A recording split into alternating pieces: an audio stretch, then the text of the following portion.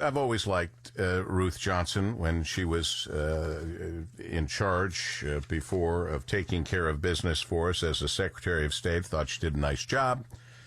She's had a lot of good jobs and done a good job with them. Now, State Senator Ruth Johnson, and she has introduced something that she calls the Law Enforcement Officer Duty to Intervene Act. Senator Johnson, always a pleasure. Good morning, Paul. It's great to be here. Well, I'm telling you, Dick and I were talking about this earlier. It seems like common sense. For me, it seems that if you're a law enforcement officer, you enforce the law, no matter who seems to be breaking it, even if, sadly, it's another fellow person in blue. And apparently that's not the way it works, and it's not even the law, but you're trying to make it the law here in Michigan. That's right, and it does seem like common sense, but it seems that it would make sure everybody knows what the rules are ahead of time. Michigan would be the first state in the country to require this, and all it is duty to intervene. It's a policy that requires law enforcement officers to intervene to protect an observed use of excessive force by another officer, and it is in response to the killing of George Floyd in Minneapolis. It was just so disturbing, not just to watch the officer that took his life, but the other officers in the video that actually just stood by and failed to act. So this bill would require that departments take appropriate disciplinary action against officers who violate the policy, and some agencies already have that policy. Well, Michael Bouchard, Sheriff Bouchard, has told us they've been doing that with the Oakland County Sheriff's Department forever. I mean, for a long time.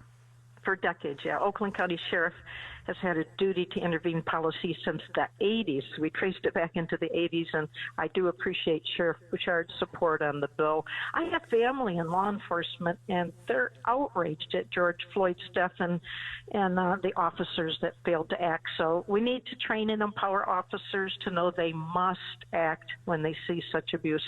So it's Senate Bill 967. It's been referred to the Senate Judiciary and Public Safety Committee for consideration, and I'm happy to tell you it's a bipartisan bill. Good. And well, it should be. Meanwhile, the perfect storm, no excuse, but the perfect storm for what happened with George Floyd. First of all, you had a maniac police officer who'd already had run-ins with this guy on a side job where they were both bouncers. We also had him as the senior, and therefore the two new cops that have been on, one of them I think was on the job a week, and one of them said, shouldn't we roll him on his side? And this moron cop said, well, no, if he's talking, he can breathe, which we've heard time and time again, which is not true.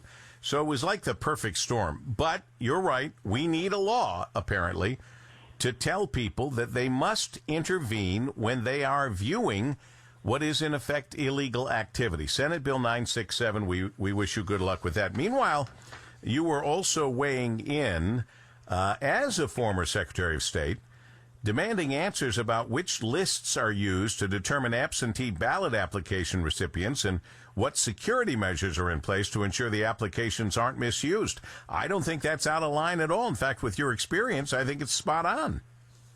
It is, but I'm having a hard time getting answers. And I had a number of people, because I have been the past Secretary of State, and I do chair the Elections Committee in the State Senate, as to why this is happening. How Michigan has always worked is the local clerks have always sent out the absentee ballot requests, or you can get them online. And in Michigan, we were named #1 a few years ago for getting people registered to vote. So we had a great system. Right now, the integrity is being stripped out of it day by day. The list that's going out, we've had people send and call, and finally we said, let us know if there's a problem on Thursday. Since then, we've had over 300 complaints. We have people that are dead, moved. I just got one this morning that moved about 30 years ago. And we also have 2 non-citizens and 1 underage person that received absentee ballot requests. It's wrong. It strips away the integrity.